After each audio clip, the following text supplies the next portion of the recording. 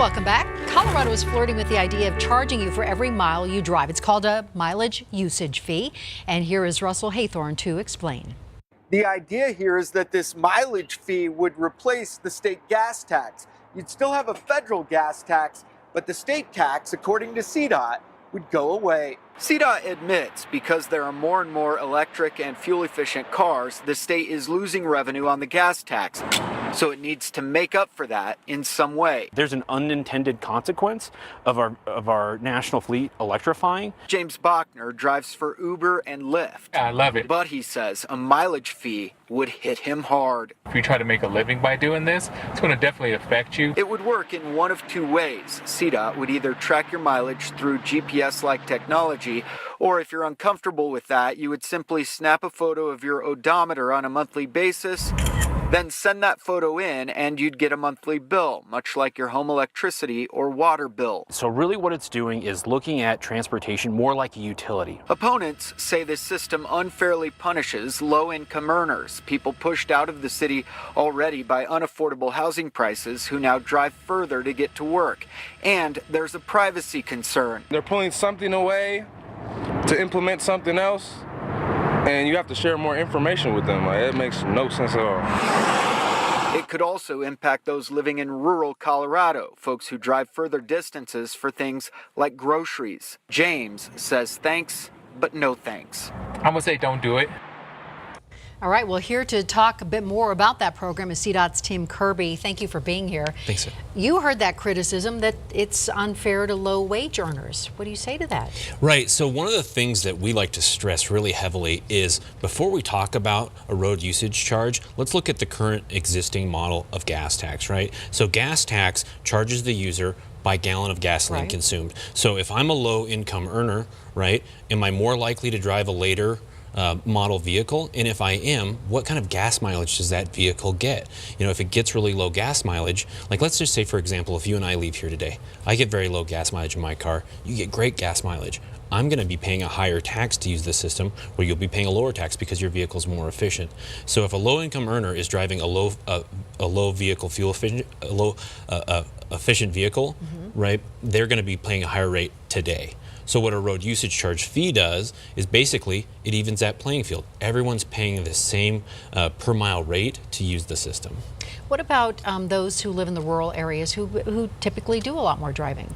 Yeah, that's right. Such a great point. And so this is one of the things that we wanted to look a lot at. So what we did is we've done studies aside from the study that we just did with road usage fee to look at really how does a road usage charge affect rural drivers. And what we found out that under a road usage charge system, rural drivers actually tend to come out ahead. It doesn't really make a lot of intuitive sense, right? Just like, you know, when you drop a pea and a bowling ball at the same time, they drop at the same rate of speed. Okay. Some like the laws of gravity don't always make sense, right? But what we found out is that if you're in a rural community, you tend to trip stack, meaning that, you know, if I leave my house, I'm going to leave my house, drop the kids off at school, go to the grocery store, go to the doctor's office, post office, pick the kids up, and go back home. Whereas in an urban environment, you're more likely to go to the grocery store, come back home, drop the kids off at school, come back home, and etc.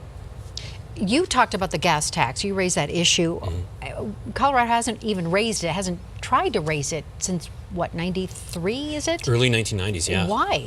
Yeah, well, you know, in Colorado, after we passed Tabor, right, is that, you know, any increase in revenue has to go to a vote of the people, right? And so, you know, raising the gas tax and indexing it to inflation is a great first step, right? But I think what we have to take a step back and look at is the electrification of the fleet, right? There's something called corporate average fuel efficiency standards. So this is something that's not philosophical. So starting late in the Bush administration, early into the Obama administration, we passed a set of laws that mandated that vehicle manufacturers produce vehicles that get certain benchmarks for vehicle fuel efficiency. So today, it's about 35 miles per gallon. In less than 10 years, that's going to go up to 55 miles per gallon, right? So if we get our revenue from gasoline consumed, we know that that's going to go down, right? So even if we were to index the gas tax, you know, long term, is it sustainable as the national fleet electrifies? What we're seeing is the answer to that question is no, not sustainable. I know, but having, you know, 25 years that have passed without raising it, it seems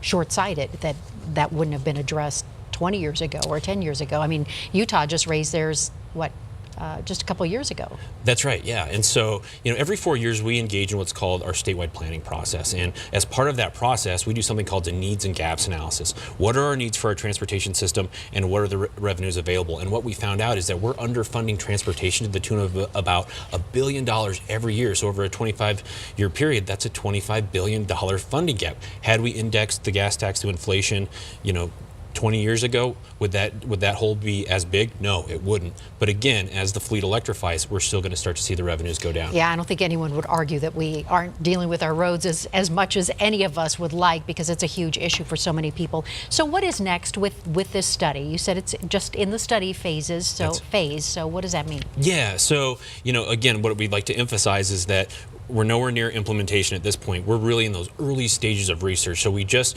finished our first study, and the great thing about that first study is for every one question we asked, we got about 4 back in return, which tells me that we're doing things the right way because we're identifying unintended consequences. But really, we want the focus of our next study to be really, let's go work with those rural communities to see how this affects them. Principally, the agrarian community and the agricultural community. We know that ag is the second leading industry in this state, and we want to understand, not from our perspective, but from the perspective of the user, how will this affect them? So we're looking forward to partnering with the Colorado Farm Bureau and spending time with the folks out in the rural areas to figure out how this could potentially affect them. Yeah, I think all Coloradans would be interested to hear how this will affect them. So thank you so much for the insight, Tim Kirby from CDOT. Appreciate it. Thanks. Thanks for your time. And we will be right back.